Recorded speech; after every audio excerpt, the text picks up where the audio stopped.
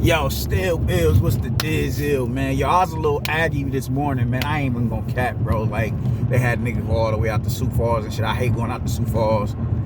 I love how the city look. I love the scenery and everything. It's just really a scenic look. I don't know what it is about these smaller cities, but they just, I don't know. It's just, it's dope. It's homely. It's just like real down to earth, real scenic, you know, scenic. It's scenic. I like going out to Sioux Falls, man. But I was irritated this motherfucker this morning, man. So on the way back, I don't know. Just even on the way there, man, I was just on some. I've been on some serious Nas shit. Like I had to go. I just went back and went through his, that King's Disease 2. And then, I just now on the way back home, you know what I'm saying? Nigga went through goddamn Godson. Nigga went through motherfucking Stillmatic. Nigga went through It Is Written. You know what I'm saying? Nas is one of my favorite. Nas is top 5 to me, man.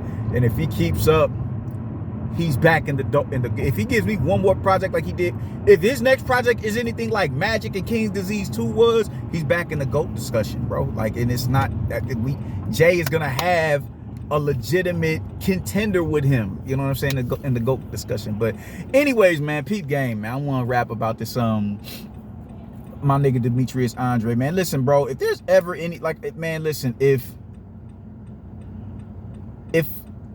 a habitual fuck up was a legitimate definition in the Webster's dictionary, you'd see Demetrius Andre's face in it. You'd see his face in it, man. Listen, man, I just don't get how somebody there's just no way you are seeking consecutive bad counsel and bad count. This. Oh my God, man. Look, dog. You get ordered to to fight Johnny Beck. You say you're gonna vacate the title and move up to 168. All right, word, cool. So you dug Johnny Beck, you jumped to 168. You allegedly get injured, even though you've never, produced a medical report. And like I said before in another video, I was under the auspices that he canceled the fight about a week or two before the fight was scheduled to go down. I didn't see the report that he canceled the fight a month or so before the fight had actually was set to go down. I didn't see that shit. So, all right, so you pull out of that fight with Zach Parker, and instead of you get injured. All right, maybe you did get injured. Nobody believes that you got injured, but maybe you did get injured. Why wouldn't you look to say, after this injury, we looking to reschedule the Zach Parker fight? Why would you do that? Like, that made no sense, because this is the fight that you're looking. You need this fight to get the fight that you've been wanting for the past 10 years now. So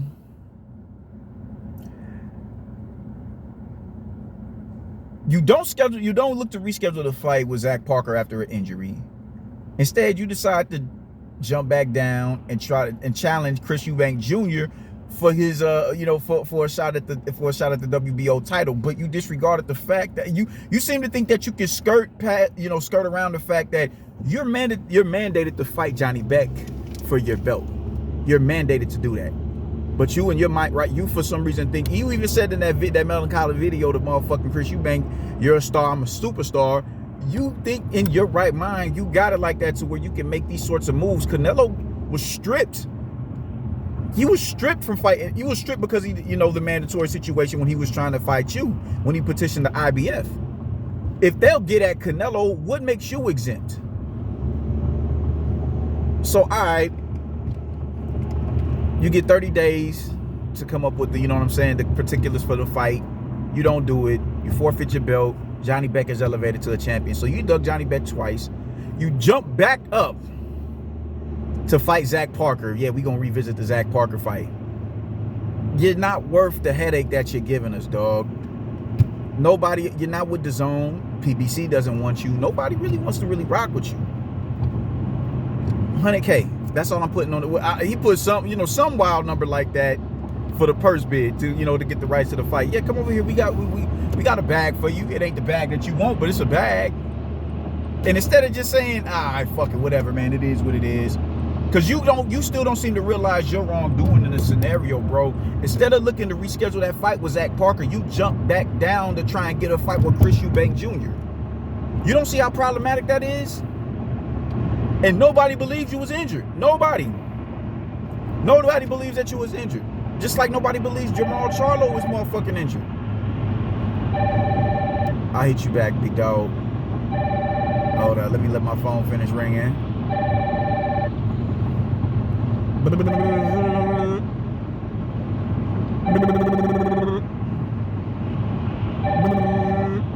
All right, we good. Yeah, so nobody even believes that Jamal Charlo was injured. This back injury that he allegedly caught during training camp, and he had to pull out the Sulecki fight, even though a week or so later he in the club popping bottles with Blueface. You dig? So you pull out of a fight talking about you was injured with Zach Parker, just to drop back down. Not even, yo, man, we ain't looking to reschedule that shit, man. It's bigger fish to fry with motherfucking Chris Eubank Jr. Even though Chris Eubank Jr. was already looking to be locked in with Conor Ben, we gonna try. I'm gonna goad that nigga into a fight. So you try and get him to, you try to get him to bite on bait. That falls through. And you think you're gonna go back up there and niggas is just gonna put that same $1 million up that they put on you the first time? I don't think so, bro. I don't think so. So instead, just all that, I remember Stephen Espinoza is on record with saying they offered you a lucrative deal. Now, your counter argument was, if Eddie Hearn wants to keep paying me to fight guys like so-and-so and so-and-so and so-and-so and so-and-so, that's who I'm signing with. All right, cool, I understand that. I'm not mad at no, but you listen, the sport that y'all are in is treacherous. It's treacherous. A lot of these promoters, the majority of the fighters that they promote do not go on to have, extravagant lives after they hang their gloves up. They use you for the time being and discard you. So I'm not mad at a motherfucker getting the choke, whatever. I can dig that shit. Now, however, what that tells me is you're not too much hurting for money. Because I know the zone was they was making it rain on y'all niggas for a while. They was making it rain on y'all with just the unbelievable prices. They were, all right, cool, we got money, go ahead and hold that. They was throwing y'all big bags of gold. So you ain't hurting for no cash, man. So that $100K that they put up on you for you to fight Zach Parker, you should have just took that down as an investment. Like I said before, you could have just took that, man, like Kendrick Lamar said, minor setback for major comeback, that's my favorite. You should have just took that shit. You should have just took it. But you didn't want to because I ain't about to be overpaid. It's understandable, whatever, even though it's like it's an investment. All right, whatever the fuck ever. So now, here we are. Zach Parker, and what's brazy is they knew you was gonna do some shit like this. So they already had one in the chamber. And who was that one in the chamber? John Ryder. So now Zach Parker and John Ryder are locking horns next month. Imagine if John Ryder beats Zach Parker. Imagine if John Ryder beats Zach Parker. How is that going to make you feel?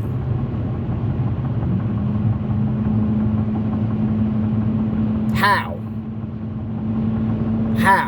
You remember how Jarrell Miller looked after Andy Ruiz knocked out Anthony Joshua? You remember that clip on that, I don't know if it was Facebook or IG or whatever it was that he posted up of him just making these faces like, are you serious? He did that to him? That was supposed to be me. Now imagine if John Ryder goes in here and irons out motherfucking Zach Parker and chalk. That was supposed to be you. That was supposed to be you. Canelo is due for a mandatory. He's going to have to fight a mandatory come next year. There's nowhere. All right, cool. There's nobody else for you to fight. Golovkin is no longer an issue. Bivol is going to happen if he gets past Zurdo, which we all think he will. We all think he's going to get past Zurdo. Clear and concisely. But after that, who's next? We looking at David. Everybody wants to see him in David. All right, cool. He get past David. Who's next in line? It's going to be John Ryder or Zach Parker if he beats John Ryder. But we'll just say John Ryder. We'll just say John Ryder because, if he beats John Ryder, that was supposed to be you in that spot who beat not John Ryder. We'll say John Ryder because if he beat Zach Parker, that was supposed to be you who had beat Zach Parker. So what happens after that? What happens next? Where do you even go from there? Where do you even go?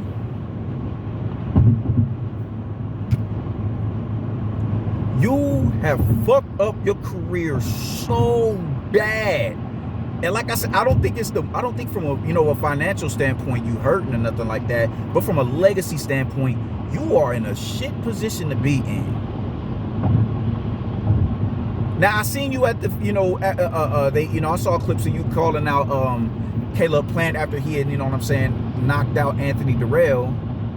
It's clips of you calling him out. All right, bet that. That's what's up.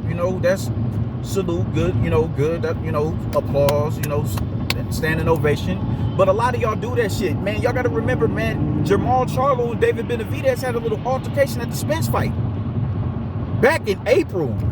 We are no closer to that fight for happening. We are no closer than what we was back then to that fight happening. So we'll see if you keep that energy in the next 2 weeks. We'll see if you got that energy. We'll see if you want his ass. But even then, what I'm hearing now is you talking about fighting goddamn, you want a tune-up, which I'm not too mad at, because I don't think any fighter coming from a lower division should just dive into the crock pool. I don't agree with that at all. I don't agree with that at all, unless you're that confident in yourself, like what Shakur Stevenson was with Jermell Herring. All right, okay, I can salute that, but I can also understand a motherfucker wanting to, let me test the waters real quick, because there's some killers up there. But the kicker is, when Canelo had beat Caleb Plant, what did you say in an interview? He's fighting all these weak champions up at 106. He ran to a weaker division. He ran to a weaker division to go and fight, to become undisputed. And who was one of them weaker dudes you was talking about? Caleb Plant. So why is it okay for you motherfuckers to hype Caleb Plant now and want to fight him now, but he was trash when Canelo went on his undisputed run and beat him for it? Why is Caleb Plant getting all the admiration in the world for knocking out Anthony Durrell, but Canelo gets, a dude had already been knocked out before. He'd already been knocked out before, but Canelo gets no love for knocking out a dude in Caleb Plant who had never even been dropped before in his professional career. You niggas are some of the most contradictory ass niggas. And another question is, what made 160 pounds more formidable than 168? Why was 160 more formidable than 168? Especially now that you niggas is all of a sudden running up to 168. What made 160 so formidable? I've never understood that. Golovkin was the only, oh goddamn, what the fuck going on up here? Golovkin was the only motherfucker.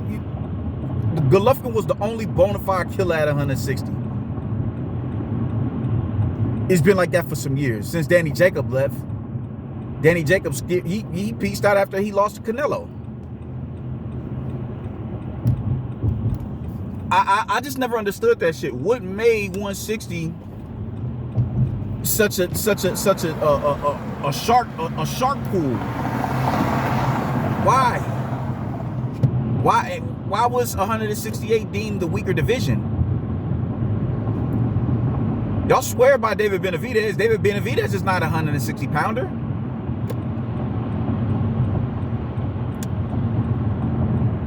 Everybody want to fight Caleb Plant now. Caleb Plant is not a 160-pound fighter. Y'all swear by all these motherfuckers because everybody that Canelo beats, he's a Euro bum, he's washed, he's this and that and the third.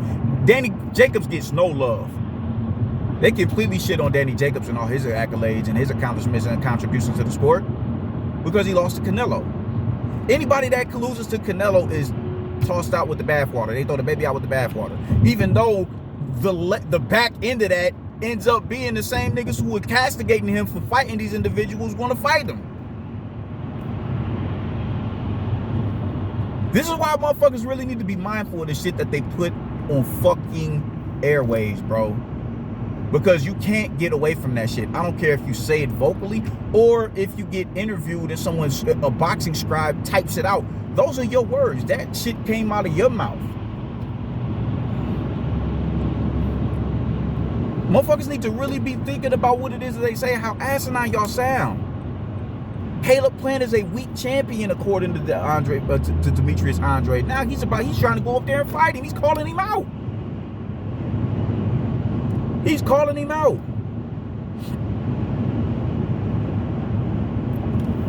My God.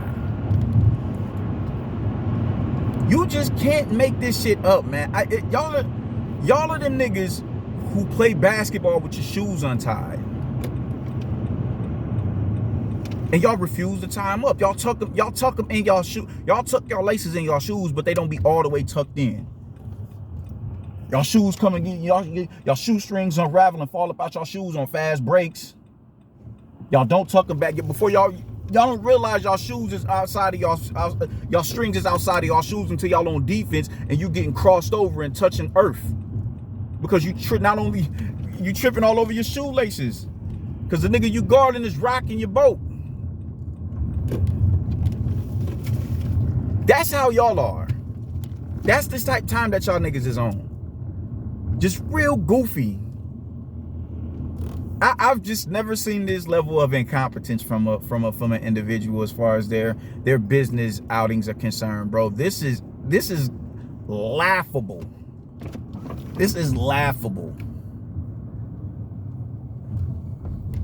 Caleb Plant ain't shit. Caleb Plant is a weak champion, and Canelo left to go and become undisputed in a weaker division, but you're in that same division, and you need a tune-up fight to fight a weak champion. You need a tune-up to fight him. You need a tune-up. You know who didn't need a tune-up to fight Caleb Plant? Canelo Alvarez, because yo man, what's good? I need that work. He was the first one before Callum Smith.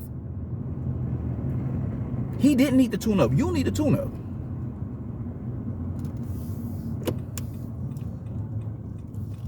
I just want motherfucker, just keep the shit real, bro. That's the long and short of it. That's the long and short of it. Y'all play yourselves and y'all look like fools right now. Y'all look like fools. Caleb Plant is a weak champion, but now you need a tune-up fight to fight him, and you're calling him back. Y'all can't. Oh my God. The shit is hysterical, man. This is why niggas need to be humble and stop talking the bullshit that they talk, or be mindful of what it is that you put out there. Jamal Charlo ain't really even talking greasy about Canelo Alvarez. He don't even talk greasy about Canelo. The fuck is in my driveway? Oh, that's pretzel.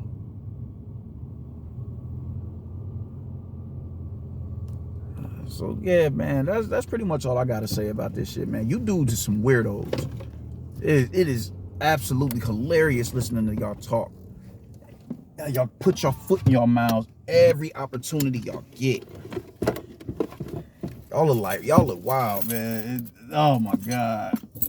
I really ain't got shit else to say about it, man. I hope Demetrius Andrade goes up there and fights somebody soon, because man, time is running out.